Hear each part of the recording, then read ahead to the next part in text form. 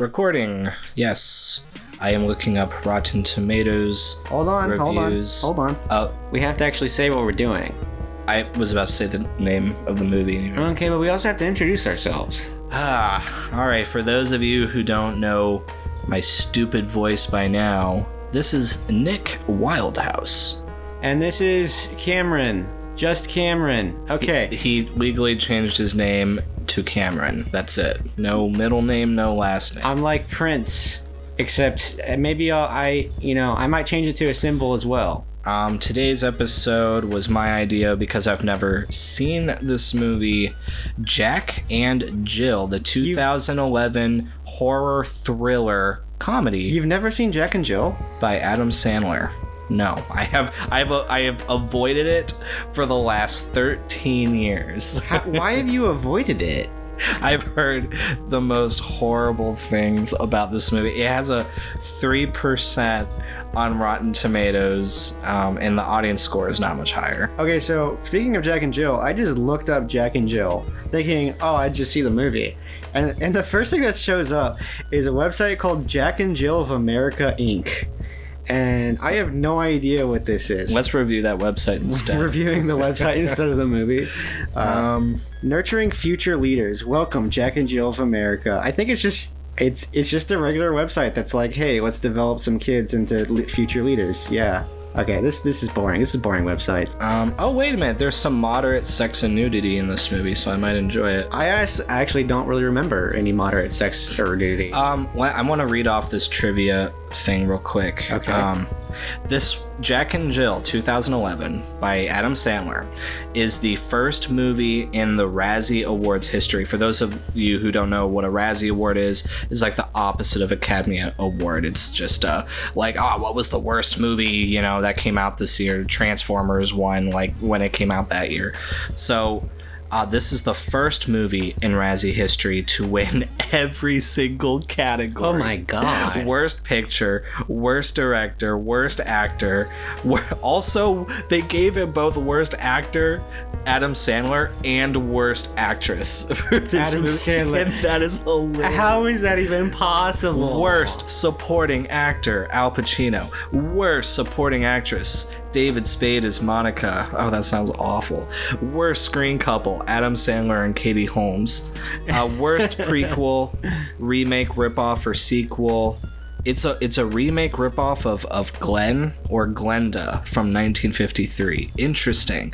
Worst screenplay, worst screen ensemble. It now holds the record for most Razzie Award wins by one film in a single year, 10 awards. I mean, it was impressive. It was previously held by I Know Who Killed Me 2007 with 8 awards. I mean, that's like the Lord of the Rings Return of the King of bad movies. I know. This is that level.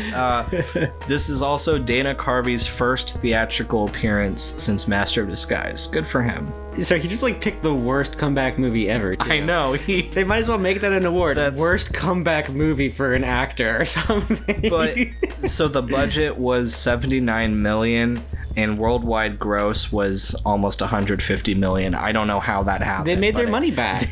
They more than made their money back. That's crazy. Just because it's Adam Sandler. Yeah, people like Adam Sandler. So anyway, let's since I've never seen it, I guess I know Adam Sandler plays both this guy named Jack and his sister named Jill, and apparently she's really sexy. Sure. If you can imagine just Adam Sandler in drag just being really annoying, I guess that's kind of the plot of the movie. I mean, here's the thing.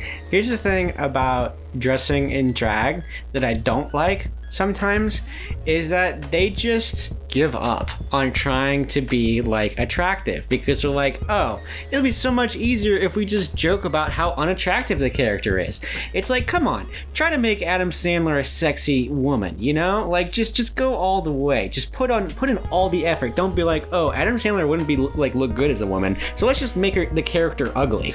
Well, yeah, I mean, I think this movie is, I haven't seen it yet, but my understanding is it kind of highlights a lot of issues I have with a lot of modern Adam Sandler movies, is that they just have a very mean-spirited nature to their humor, to their jokes, like really punching down like Kevin James types of people. Is Kevin James in this one? I don't know. It's if he is in it, then that actually makes watching this like worth it, because I love Tim Meadows is in it. Oh, okay. Dude, Norm Macdonald's in it. Norm Macdonald? There you go. Okay. Even if he's just in one scene, you know he's going to be the best part of the movie. Okay, but I haven't heard about Kevin James yet. I don't see it. Is this the one? You know? Oh no! Jared Fogle from Subway's in this movie. No, is this the before? This had to be just before they found out no. he looked at child pornography. When was that happened? What year? I don't know, but it had to have been after 2011. This movie came out in our senior year of high school. Like I remember that during our last year. Okay, thanks for just like doxing me even more. I did not dox. The class of 2011. Okay. Yeah, I'm ready. Might as well just tell him my social security, okay? You're really using the term doxing liberally. I cannot even guess. I'm gonna name my first child Dox. That way everyone will always dox your child every time they say his name. You're like, Dox? What? That's actually not a bad name though. Dox. It's kind of cool. He'll be like the Neo of this world. He'll like awaken and be like, I am Dox. I'll stop the whatever. What are the things called in the Matrix? What are they called? Just the computers? Like that's what it's called? Like what? I stopped listening to you. I'm sorry. Okay, we'll just move on. I was just looking for an answer. That seems like one of the things you would know. What was your question? I said, what are the like the computer things in the Matrix called? Like the things that like hold humanity like locked in the Matrix, like in a virtual reality. It's just called the Matrix. The pods. No, not the pods. Like so like just all the computers are called the Matrix. I'm talking about like everything that put the humans in the Matrix. The robots. The robot. They're just called robots. I don't remember what they. They don't even come up with a cool name. That part of the movie is not really what I remember.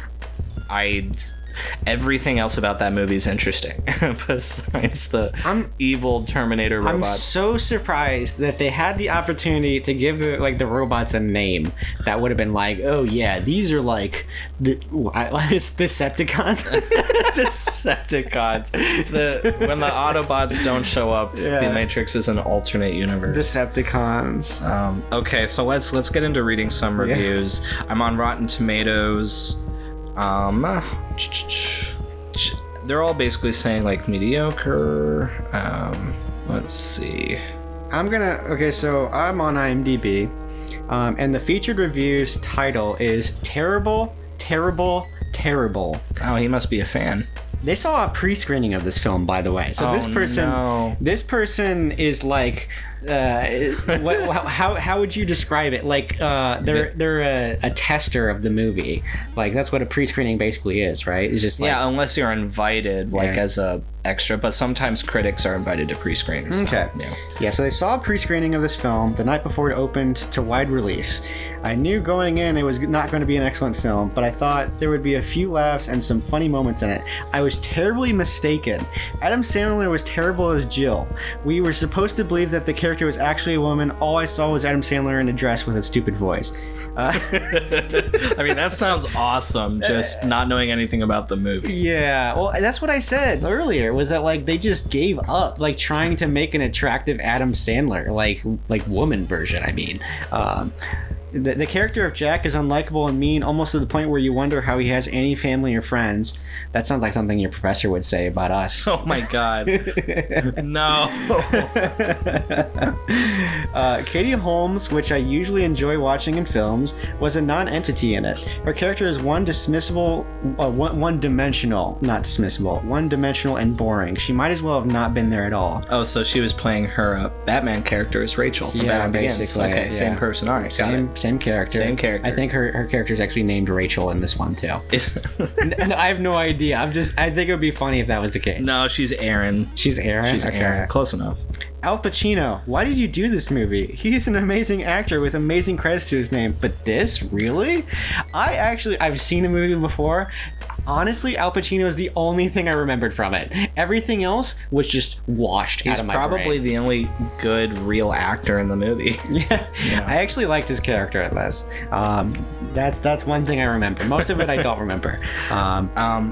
Are you? I still have a little bit more. Well, we don't have to read. We don't have to read that. Okay, we don't have to read that. If you want to keep scrolling down, maybe there will be something good. I'll read some more. I'm gonna read a couple here from Rotten Tomatoes. Adam Sandler has succumbed to Eddie Murphy syndrome. Succumbed? Shut up. He succumbed. What a weird sentence. Adam Sandler has succumbed to the Eddie Murphy syndrome. He's afflicted with the belief that we can't get enough of him. I don't know. He keeps making movies. I guess that's kind of true. I think that's exactly right. Like, why else would we keep going to see those movies? He makes a lot of movies. Makes a lot of money. There's just been another movie that came out recently about him being in space, and I'm like, I want to watch that movie. Here's a good one. Due to poor character development, the audience will never see beyond Adam Sandler in a wig and dress. Full review in Spanish. Full review in Spanish. That's how it ends. Full review in Spanish. Full review in Spanish. Yeah. So they just I don't know. I don't think they really saw the same movie we did. Or are going to. Am I looking for critic reviews, by the way, or user reviews? Whatever's funny. Just say if it's a critic or user review. I don't think it matters. Jack and Jill is painfully tedious and sophomore.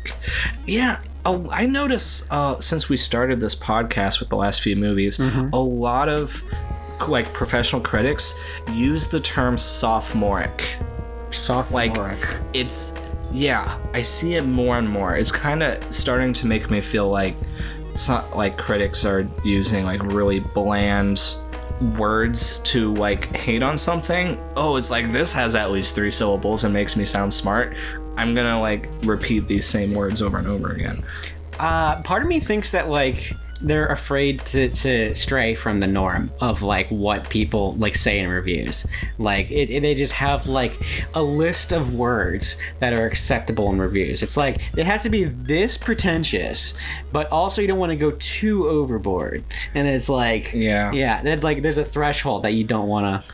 Dude, I gotta read this is so funny. Okay, let me read this real quick. Give it to me.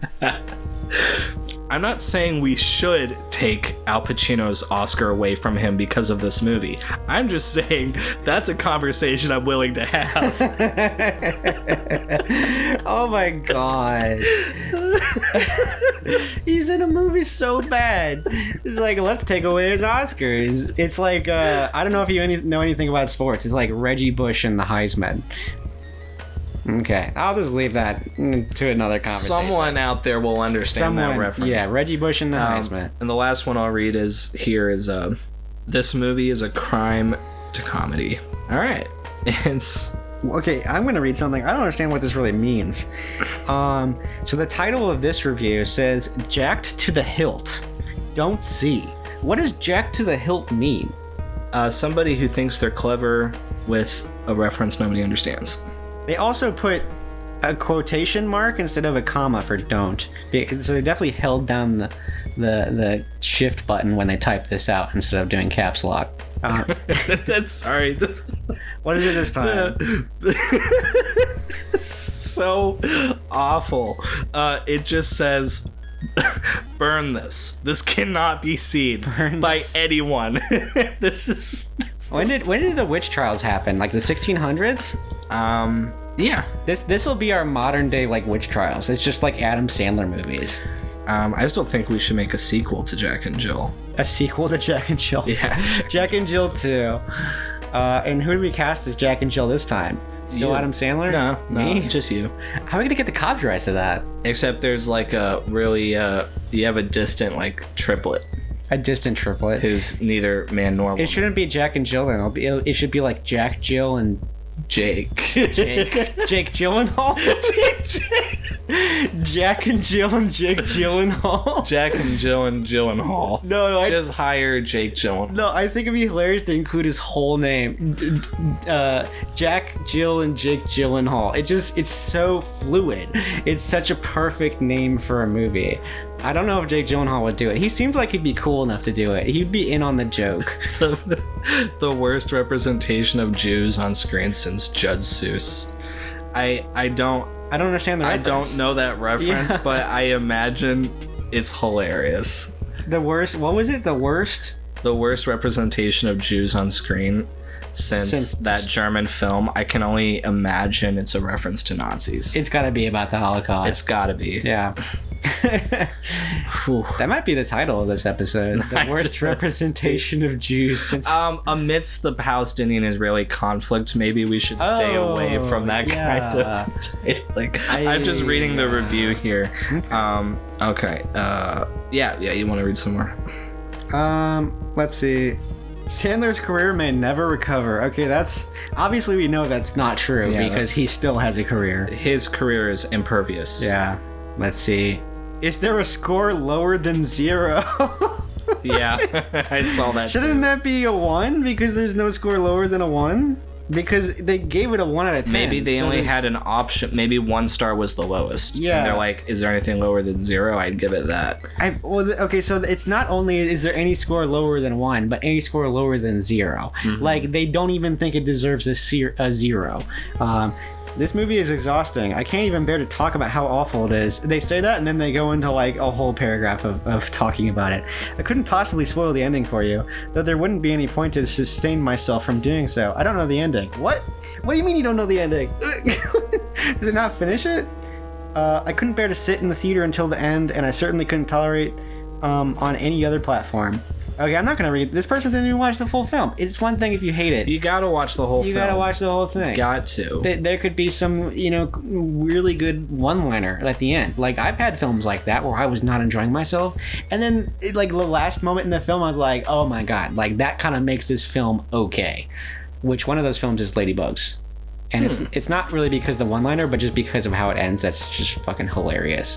Which, I won't spoil it. Oh, okay, I'm getting into some good reviews now. Actually pretty funny. One of my favorite Sandler movies, don't get the low score. Okay, these are just like a couple of good reviews amidst many bad reviews. This one just is titled Torture. He didn't write anything else. Torture. Okay, here's one. Not since The Love Guru have I seen a film that was such a lazy, unfunny, utter failure in entertainment of all forms. The reason I read that is because I've seen The Love Guru. Yeah. Have you? Yeah, I have, but I don't remember a lot of it. I actually thought The Love Guru was kind of funny. I recognize it's a bad movie, but I don't think it deserves the hate that it got. Okay, so this one I think is worthy of the title of the podcast episode, just because I don't know if they were going for this, like if they were trying to be clever, but I think the title is pretty clever. Talk about a drag. Here's one. The apocalypse starts here. And if you remember the fact that this movie came out in 2011 and everyone was talking about 2012 apocalypse, and he's saying this movie is where it begins. So in that context, that's pretty funny. Yeah. Oh my god, someone gave it a 10 out of 10. You want to listen to this review? Mm-hmm. There's not much, but keep them coming, Adam.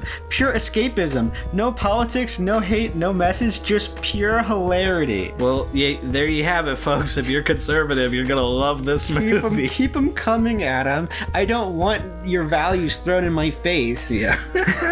That's pretty much. Somebody reviewed it as a robot. It says a robot's analysis of Jack and Jill. Maybe they asked an AI to watch it. Yeah. Hello, I am Bloop the robot. I'll read in a robot voice. Hello, I am Bloop the robot, and today I will be reviewing Adam Sandler's latest raping of comedy called Jack and Jill. Oh my god. Made by... Okay, I can't... This is just so... Okay, first of all, this is horrible. Made by Happy Madison Productions, which would be more accurate if called Unhappy Madison Productions. Wow, that's so clever. That's so funny. You know how I'm watching Resident Alien? This literally sounds like the alien from Resident Alien. It sounds like Alan Tudyk wrote that review. Yeah. As that character. Yeah. It goes on... Okay, this is straight up an essay. Oh, it says at the bottom, this review was taken from the YouTube channel called Ranting Robots. Oh, I'll have to check that out. Let me see if I can find one more funny review before we watch it. Before we actually watch it. Movies like this should be stricken from film history and put in a closet, never to be seen again. It's just bad, bad, bad, bad, bad. Oh my god. Wait, this one says a masterpiece. Every time they give it a 10 out of 10, they only give it like a sentence review. 10 out of 10, a masterpiece. Best movie I've ever seen. Nothing will ever top this movie. When I think of movies, this is what I think of. Yeah, those are so short because there's nothing of substance to compliment. Yeah. I'm sure if they were to pick apart every individual scene, they would find that they don't like it. Yeah, I mean... This one's a little bit dramatic. A crime against all life in the universe. Come on, man. It's not, if there's any crime against all life in the universe, it's that humans exist in the first place. Like, that's all I can say. Yeah, probably. I left the theater, a true contender for the worst film ever made. One of the last lines by Al Pacino in the film is, "Burn this." I agree. Oh my god. I didn't even realize one of the last lines by Al Pacino is, "Burn this." I agree. I agree. That's so clever.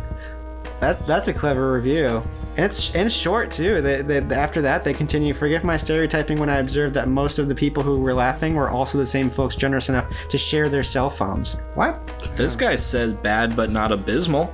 Bad but not abysmal. He gave it a 2 out of 5, which is like what? Bad but not abysmal. Yeah, bad but not abysmal. All right. That's 4 out of 10. I'm trying to find a good title for the podcast episode. Bad but not abysmal. Bad but not abysmal. In parentheses, you might need to take some Pepto-Bismol. I kind of like the one that was like, is it possible to give it less than a 0? Is there a score lower than 0? Is there a score lower than 0? Yeah, that is a good one. But I think depending on how we enjoy the movie and how we like it, we could go with really bad, which is there a score lower than 0, or do we go with the pity title, which is bad but not abysmal? I like the is there a score lower than 0? Is there a score lower than 0? Okay, I found one last really funny review. Okay. Sandler will likely one day sneeze out a movie inspired by his skills as a cinematic con artist. He will name the character Poop Masterson, and it will make $100 million. That's so true. He's not gonna name it Poop Masterson, but he's not that far off, really. I think that was a really good kind of comment. I think it could have been better if the name wasn't Poop Masterson. Yeah, you would have preferred Cum Masterson. Cumby Masterson. Shout out to RV. Stands for recreational vehicle. Shut up. But still, shout out to RV. All right, so I think that's been long enough. Let's get to the movie. All right, I'm gonna fall asleep. You watch the movie and tell me how it is. No, I'm not gonna do that. But anyway, this has been Cam and Nick in the podcast. This has actually been Nick and Cameron. The podcast. The podcast. We forgot to say the name of the podcast in the beginning. God damn. Well, it's in the title. It's in the title. It's in the title. You saw it in the title. Episode 4 of the podcast. Of is there a score lower than 0, Jack and Jill? Maybe. If he wanted to be progressive, he would have named it Jill and Jack. Am I right? No, well, it's obviously a reference to the Jack and Jill thing. Do you get why I like talk about a drag so much, by the way? Dragon? No, because drag queen, dressing like a woman, like a drag queen, Not to say all drag queens dress as the opposite sex, but some of them do. So it's like Adam Sandler dressing like a woman, drag queen. What a drag, I really want to review your monologue. My monologue. And then let's make a whole podcast episode about this. Reviewing the monologue. Yeah. We could have our listeners review my monologue, and then we could read some of the best reviews. We need to read the comments on our videos. Half the time, and then watch our own stuff and see if they were actually right. Here's the problem: half the time I talk, I'm just waiting for someone to stop me. So if anything, it's everybody else's fault that I keep on talking. And I get to the point where I just hate myself. Don't blame me for your unintentional bigotry, Cameron. I'm not being a bigot. I just keep going until you know what they say, right? You either die a hero or you live long enough to become the villain.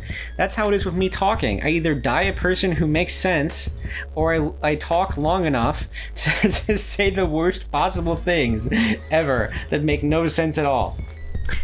You really are the Dark Knight of podcast I guess so. hosts. Yeah. Okay, let's get to the movie. We're not the podcast people deserve, but we're the podcast people need right now. Yeah. Or is it the other way around? I don't remember. Let's get to the movie. They don't need us, but they deserve us. Let's get to the movie. I stopped listening to you a while ago. Yeah? I stopped listening to you too. What did you say? We're gonna watch Jack and Jill. We'll be right back. So see you in a bit. Bum, bum, bum, bum, bum, bum. We'll be right back.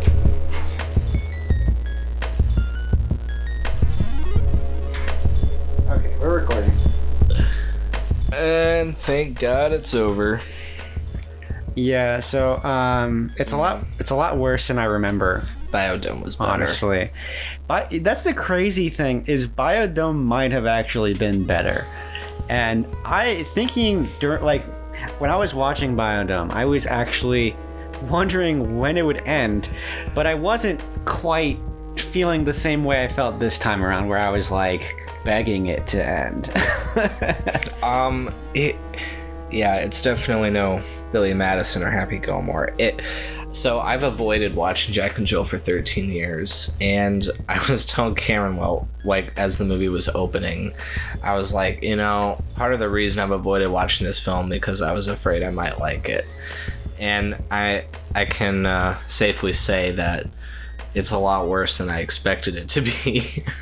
When you hear about it winning all of the Razzies, you don't realize it's the Razzies. Like, how bad can a movie be?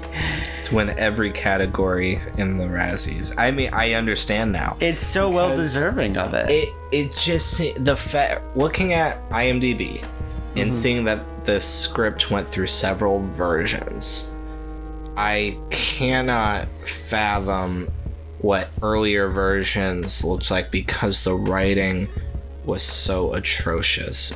So many of the jokes were not landing, and it looked like Adam Sandler, compared to all of his other films, it looked like he just was not having fun. It kind of felt like he regretted care. Yeah, it looked like he didn't care. He really phoned it in. Yeah. Especially it seems like he was trying a little bit as Jill, and he was too much of an asshole, of a jerk as Jack. And that turnaround at the end, when all of a sudden he cares about his sister way too fast, came out of nowhere. He was complaining nonstop the whole movie about her being there, and finally he's like, wait a minute, I actually do love her, all of a sudden. I think Adam Sandler didn't like his character. And what I mean is, he didn't like being Jack for majority of the film, because you could tell he was just not into the role for majority of the time. And the only time I thought it seemed like, oh, Adam Sandler's like doing a good job acting as Jack, was when he started to care about Jill. Was like literally when he started to be like a regular brother caring about his sister. That's when you could actually see his acting elevated. Right. So going back to the script, I mean, the several issues there. One, there were no sympathetic characters. It was just Jill from the get-go was kind of annoying, and Jack was just an asshole. Well, I love the family. I thought the family was great. But the thing with the family is none of the characters really made sense. Katie Holmes could have been replaced by a houseplant and contributed the same amount that she did in that movie. And it was overall with the kids, and the joke with the guy from Grandma's Boy who plays the homeless guy was in there for no reason. It was chaos. I mean, to really describe the tone of this movie is just pure chaos, not in a good way, where the scenes go on for way too long and it just does not make sense. I think the longest scene in the movie was the first night they had dinner together. Yeah, the dinner scene in the beginning. It was insane. Like, it almost... I mentioned while we were watching the movie that it felt like a bottle episode of a show. Is that what it's called? Like a bottle episode? An episode that takes place in one room. It's an episode that takes place in one room. The entire episode, they're like stuck in the room, and that's how it felt with the first like night of dinner. And the scenes overall were very claustrophobic.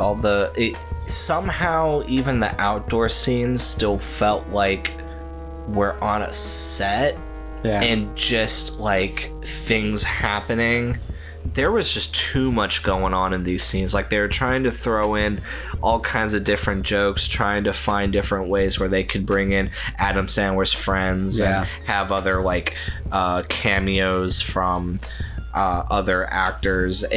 Everyone outside of that film, outside of Jack and Jill, like, could have been an interesting character. And we're just focusing on Adam Sandler talking to himself, just being really annoying, just jerking himself off. he's an asshole as Jack, and he's just not entertaining as Jill. Asshole cop. What would Jill be? Asshole cop and just obnoxious cop. Cop. Yeah, they were just. I wasn't laughing at very many of the bits that Adam Sandler was doing. There was stuff that side characters would come in, like with his kids or some of his other friends, like would have these one-liners that are like, oh, that's actually really funny. Like, it had these like moments, but the A story between Jack and Jill just not entertaining. Yeah. You're mentioning if the movie was not about the concept, if it wasn't about Jack and Jill, it would have been better. Right. I liked the very beginning, okay, where we see Adam Sandler in he works for an advertising agency, and they've got this like his relationship with his work buddies were more interesting and entertaining, like the story building up between, okay, now we got to get this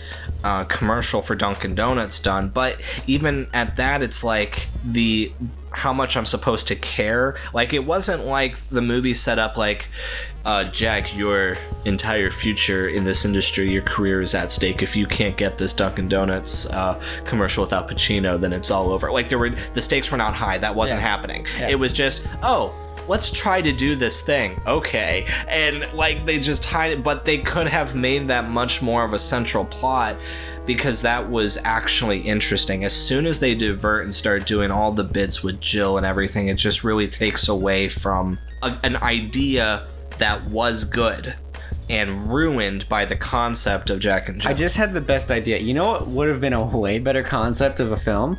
Instead of having twins, there's some kind of thing that happens that involves Adam Sandler's character cross-dressing, and someone takes a picture of it, and then somehow, like, Al Pacino finds the picture, falls in love with Adam Sandler's Jack character cross-dressing, like at first sight, and then he has to work this angle where he's cross-dressing. So basically you're saying like an Adam Sandler version of Mrs. Doubtfire. Yes. Because I was thinking earlier in the movie when they do like that kind of meta cross-dressing joke where Jack dresses as Jill, and I was like, him trying to do this Mrs. Doubtfire thing is working. It's a lot better than him just playing an actual twin sister. He should have made it, like you said, a whole bit where he's pretending to be two people. I mean, that worked in Tootsie really well, and that worked in Mrs. Doubtfire. But when you think about movies like this, and I haven't seen Norbit from the reviews and the trailer, it looks just as bad. It's like whenever an actor is like doing a cross-dressing joke, but the other character is like real, and it's not their character like pretending to be, it's not as good. Like in Mrs. Doubtfire and Tootsie, you've got this dramatic tension where it's like, I gotta lead these two lives, for this very specific reason, and you watch them go back and forth between playing the two characters. But in like Jack and Jill or something like Norbit, you're not getting the same thing. You're just seeing two annoying characters, I feel like we're referencing too many other like but the connection that I'm making is that Mrs. Doubtfire and Tootsie do it right, because the character is pretending to be two different people. It's more interesting of a plot. I mean, in this, it's just not funny, and there's no reason for it. I mean, the plot is just really underdeveloped. I feel like it was a joke that someone made at like a party or something, like a Hollywood party. And they're like, hey, what if Adam Sandler did this movie where he was two twins and one was named Jack and one was named Jill? It was, yeah. And then Adam Sandler was like, yeah, that sounds funny, like kind of just humoring them. And then a bunch of fucking people with money were at that party, and they just threw it all at Adam Sandler, and they're like, make this movie right now, Adam Sandler. And Adam Sandler's like, I guess so, I guess I'll make the movie. I feel like all of his movies are kind of like, oh, that's kind of funny, let's see if we can stretch that out. But otherwise, yeah, this movie just felt like it would have been just a really mediocre SNL sketch. I almost feel sorry for Adam Sandler because it looked like he was the least enthusiastic person in the entire movie. Yeah, it didn't even feel like his idea. It felt like it honestly felt like someone just threw him on set and then told him what to do. Like it wasn't his movie. Yeah, Happy Gilmore and Billy Madison are way better. Those are peak Adam Sandler. You did mention that you didn't like any of the stuff with Jack and Jill, but there was one Jill moment that I thought was hilarious when the son, okay, so the adopted son has this weird quirky thing where he tapes things to his body randomly, which I was enjoying a lot in the beginning of the movie. He kind of lost it in the thing is, he lost it. You didn't see him taping things to his body in the second half. Yeah, the later in the movie, that's... Yeah, but in the beginning, he tapes like a salt shaker to his forehead, and Jill says these sweet potatoes need more salt, and just shakes the kid's head above the sweet potatoes. No, that's good. There were like moments involving side characters, like I had mentioned, that are funny. But that's not a bit between Jack and Jill. Nothing those two actually did together was funny. You meant... Like there's always another character involved, even like with her parrot, which was really funny. Oh yeah. But nothing... Where were you? No interaction ever between Jack and Jill were funny. Well, it's just because it's Adam Sandler, and you know Adam Sandler's like, this is weird, I'm not talking to anybody. I'm talking like to nothing. It was not well done. It was like the scripts needed reworks, and there were scenes that needed reshot, and they just CGI'd the most random crap. Like even the jump rope scene, it's like Adam Sandler's like, I'm not gonna learn how to do this. They just got somebody else. Yeah, it's just. I mean, it makes sense. He's like at the beginning stages of being middle-aged when he made this movie, right? He was middle-aged. He was in his 40s. Okay, so I wouldn't want to do a fucking jump rope scene in my 40s. Dude, I'd do jump rope. You wouldn't succeed. 40s. What do you mean you would? What do you mean I wouldn't succeed? You would just fucking fall over. I've never been successful at it, but if you pushed me and encouraged me, it wouldn't work. Why? Because you're not encouraging? It wouldn't be in the budget. We'd be spending like 7 days doing it. Because we couldn't afford a jump rope trainer? Is that what you're saying? We're going to hire someone to train you to do jump ropes? Yeah, why not? That's not worth the money. Probably not, but if we were rich, we could blow it on anything. No, but we're not going to blow it on that. I'm just saying. Just save the money and hire somebody else to do it. I could jump rope. I'm not middle-aged yet. I don't believe in you. But I will be. I don't believe in you. I think...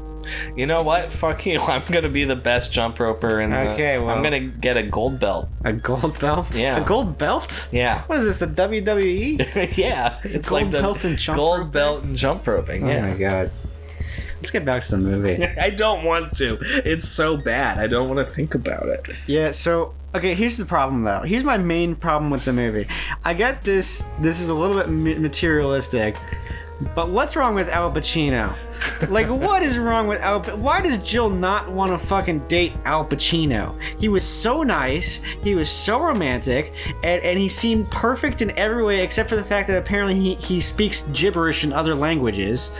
That's like the only thing that I could see that was wrong with him. But that would work for Jill because Jack and Jill do speak gibberish to each other. They're pretty much the same person. Like, well, I think the joke is that she is such a disaster of a person that, but she doesn't, even though she's boy crazy and is constantly talking about wanting to find a man, but like a huge celebrity like Al Pacino, no thank you. Like she's just so difficult. Millionaire, like has 7 or 8 cakes for her, and like doesn't mind that she destroyed his Oscar, his one and only Oscar.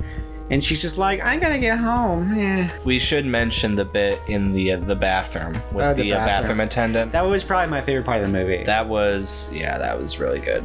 So when Jack is pretending to be Jill to go on try to woo. Should we really explain a part in the movie? Yeah, this is the only part that was legit that had a payoff later. Yeah. So Jack is pretending to be Jill, goes into a bathroom on a cruise ship, and he wants to meet Al Pacino because Jill doesn't like him. But Jack wants to pretend to be Jill to try to convince Al Pacino to be in his Dunkin' Donuts commercial. So he goes into the bathroom and, he has Jill's clothes, puts it on, puts on the makeup, and comes out of the stall. And the bathroom attendant sees him, and he's dressed as Jill now, and he just waves him over. And then all of a sudden, the bathroom attendant grabs his tits. It's fake tits. And adjusts them and straightens them. Yeah. And he's like, there you go. Now you got it. Yeah. And totally goes. It was so cute. Yeah. It was such a nice moment that this guy, he's looking out for Jack. Yeah. But later, the real Jill walks down the hallway near where the bathroom is, and the attendant sees her thinking that she's Jack. Yeah. And tries to straighten her boobs and grabs him, and all of a sudden Jill just smacks him onto the ground. No, punches him. Oh yeah. She punches him through the fucking bathroom door. She breaks the door with the force of her punch. Really? Yeah. The door broke? The door broke, just saw him fall. And he just fucking slams into the bathroom. It's the hardest punch I've ever seen. This sweet old bathroom attendant that is just looking out for Jack, thinking that it's Jack again cross-dressing and trying to help him out. And he just gets his lights punched out. Oh my god. Yeah. That was the only setup joke that had a good payoff later in the movie. That bathroom attendant deserved more. Let's be honest. Yeah, he did. I wish he was. There should have been later. Instead of those stupid extra scenes at the end with the twins, it should have been some extra scenes for characters that were side characters that were nice. And I was expecting bloopers, but my theory is that during the credits, maybe the movie was the bloopers were so sad, just so bad that not even those were funny. I don't know. Or maybe just, if I was the editor, I wouldn't have wanted to do anything else. It's just hey, fuck it. Let's find more twin footage. At least I don't have to edit that. Yeah, it's bullshit. Bloopers of the twin footage from the beginning, not the movie. We needed more of the side characters of Adam Sandler's friends that were in there, because they have the funniest bits, really, and God, Jack and Jill did nothing. And I feel bad for Katie Holmes, because her character did nothing. She is a good actress on her own accord, but her character was the dullest character in the movie. She was just there, a stand-in for Jack's wife. I loved her reaction to the chandelier comment. Oh, yeah, in the beginning. It's did you get a new chandelier? She's like, yeah. I'm like, I like the old one better. It's oh. Who says that? When you get a new thing, just immediately, I liked it better before. It's... Yeah, I'm just glad it's over. It's such a genuine reaction by Katie Holmes. Because I like her. Yeah. And I thought it was weird when she didn't do The Dark Knight. Because she was in Batman Begins. I thought she did a good job. She was pregnant. Oh, is that why? She was pregnant for The Dark Knight, so they got Maggie Gyllenhaal. Maggie Gyllenhaal. Who also did a good job. Did a really good job. I just thought that Katie Holmes had suddenly aged a lot from smoking. Yeah, because when we were younger and Dark Knight came out, I honestly did not even recognize they were different. I didn't notice. Actors. I just thought she just went through a year of just smoking 7 packs a day or something. Yeah, it wasn't until I went back and watched Batman Begins on DVD later that I was like, wait a minute, that's totally different. Actress, yeah, that's totally different. But let's be honest, Maggie Gyllenhaal does kind of look like Katie Holmes if she smoked a lot of cigarettes, doesn't she? Yeah. Maggie Gyllenhaal was a good actress, and I was able to accept Rachel's death in The Dark Knight easier than if it would have been Katie Holmes. Katie Holmes is too nice. Yeah. Has this I would have felt really bad if she died. But Maggie Gyllenhaal, also good actor, but sympathetic enough that you're like okay with her dying, but like it's weird, right? Yeah, like she was better for The Dark Knight. Like Katie Holmes was we good don't, for Batman Begins. We don't mind her dying, but we still feel bad about it. Right. Like it's like Katie Holmes, she would die, and that would be like, oh man, why'd you have to kill her off? Like, yeah, exactly. Yeah. That's like what my feeling would have been because of the kind of vibe their energies as actors give off. That like Katie Holmes is like the nice girl next door. We keep on referencing The Dark Knight. Is it just because Katie Holmes? Like, this is like the only other movie that she's been in that I've seen, and I really just want to talk about a better movie. It's putting The Dark Knight in my brain. I know. I really want to watch The Dark Knight. You either die Maggie Gyllenhaal, or you live long enough to be Katie Holmes and Jack and Jill. Oh, that's horrible. I know. Oh, God. Let's watch The Batman. No. With Matt Reeves. It's too long. I mean the Matt Reeves Batman. With Matt Reeves. With Matt Reeves. He might have a cameo. I don't know. They do that sometimes. There was something I wanted to say about Jack and Jill still. I'm like kind of blanking on it. David Spade. Oh, yeah. David Spade was randomly cross-dressing at the end. I don't know why they had David Spade cross-dress. It must have just been like Adam Sandler. Maybe David Spade was like the main component in this movie being made, and Adam Sandler was like, if I cross-dress, you gotta cross-dress too at some point. And David Spade's like, okay, I'll do it. And I feel like it was more like David Spade was like, oh yeah, man, here's a great. Maybe I should cross-dress as well.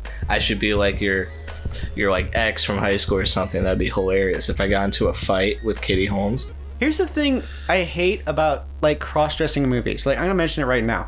The thing I hate about cross-dressing in movies is they don't even try to be like feminine most of the time. They just like they are like a weird dramatic version of how they see women.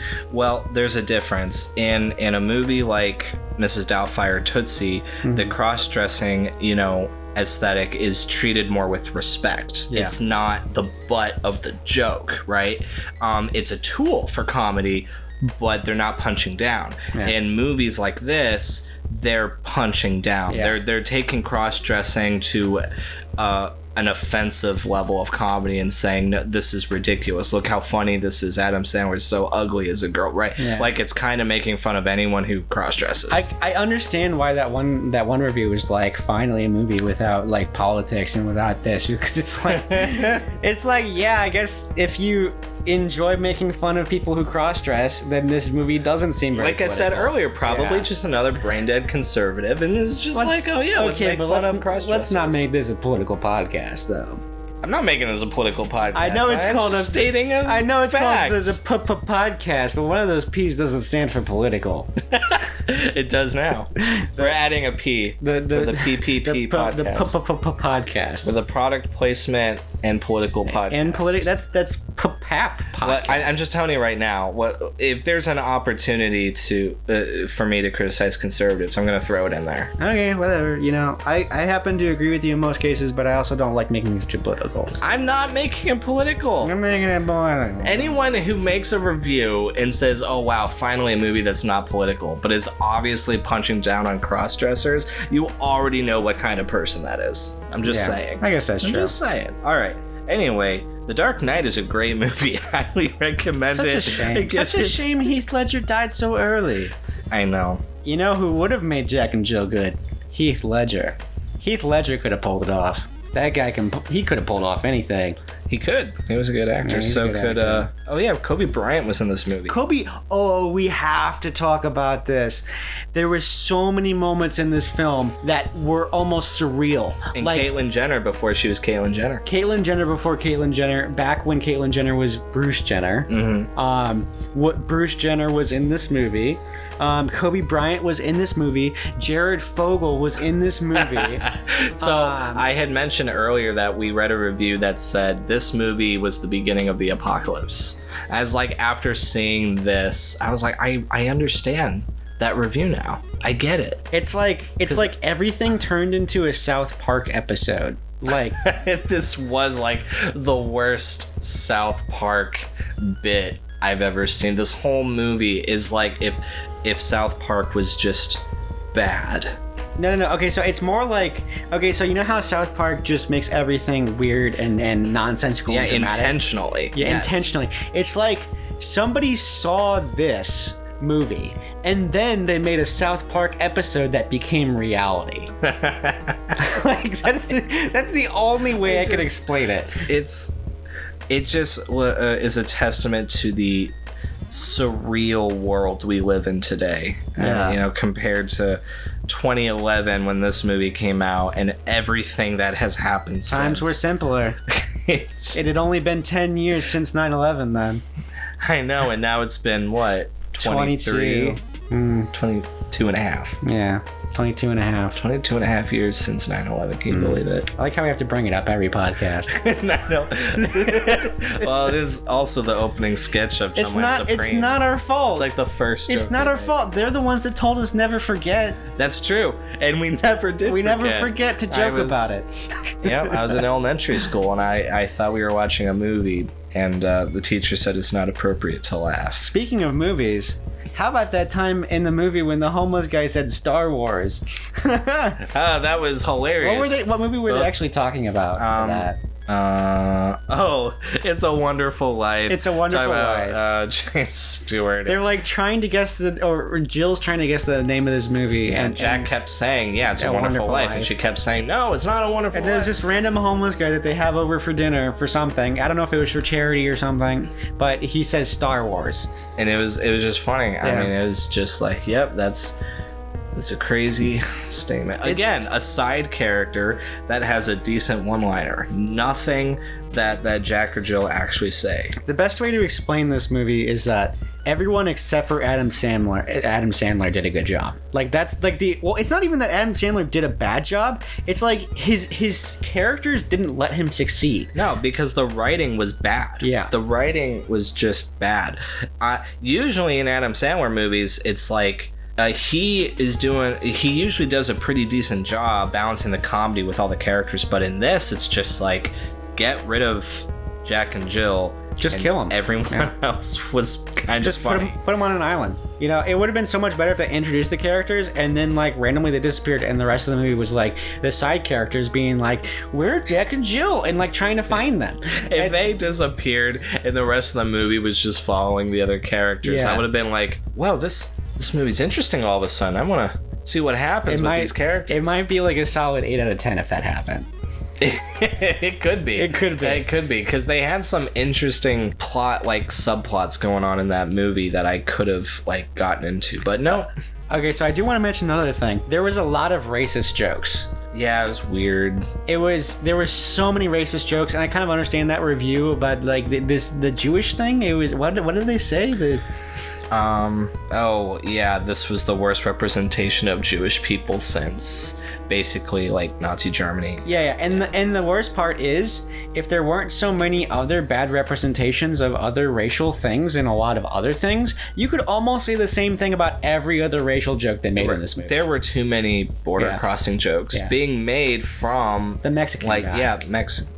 It was just there are these moments where it's just like, I don't feel like some of the characters were in on the jokes themselves that they were telling. That you gotta make money though. The problem, like what goes back to earlier what I was saying, like with some Adam Sandler movies are just too mean-spirited in nature. Yeah. And if you punch down too much, the comedy loses.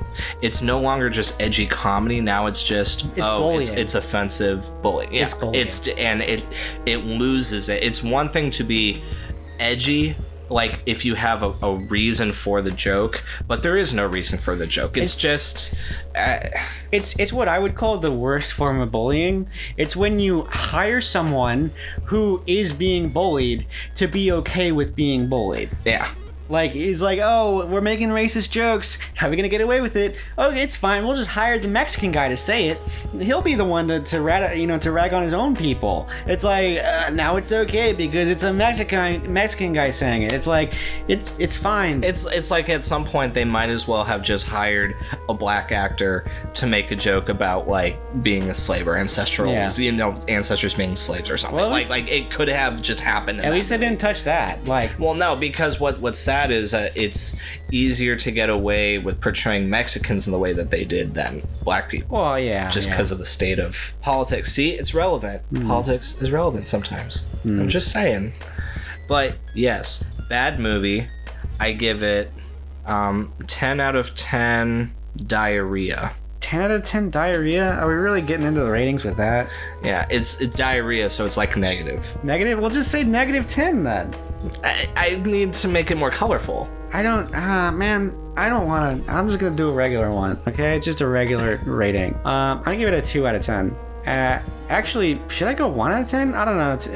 I enjoyed the side characters so much that, like, the side characters bump it up to a 2. Like, a 2 out of 10. And I did have a thought. I forgot to mention it earlier, but I was thinking they could have just had Kevin James as Jill.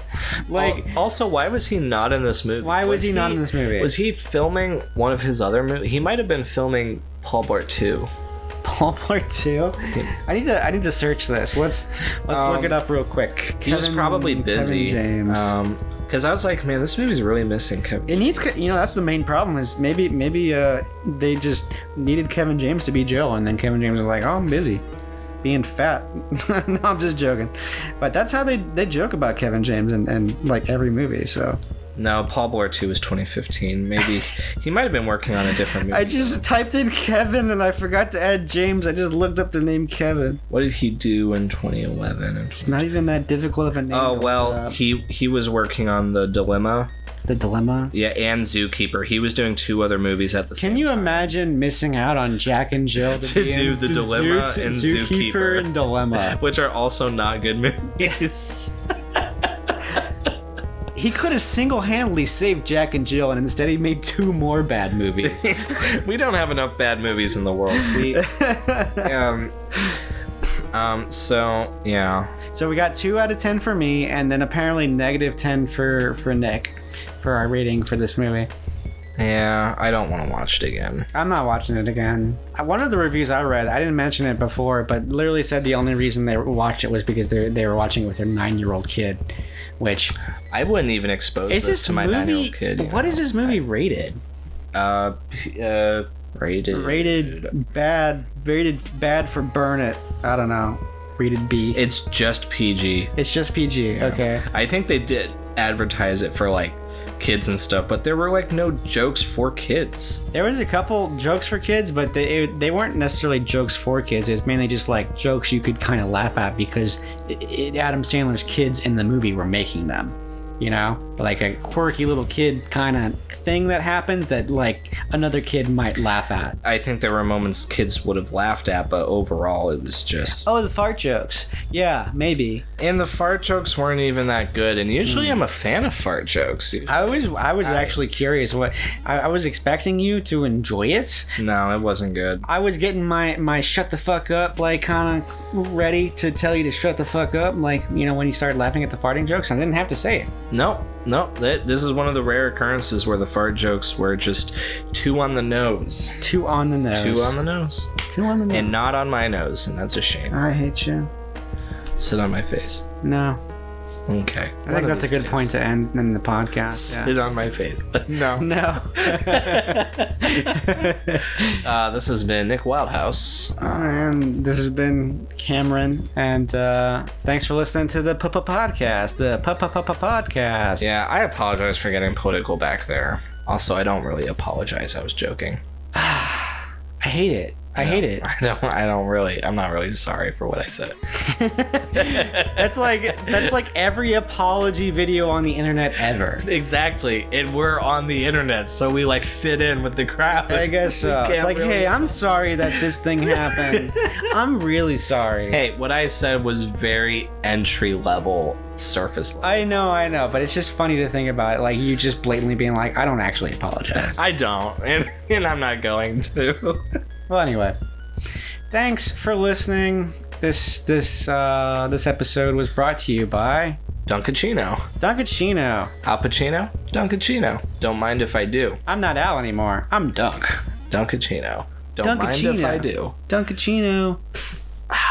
Okay, bye-bye. Bye.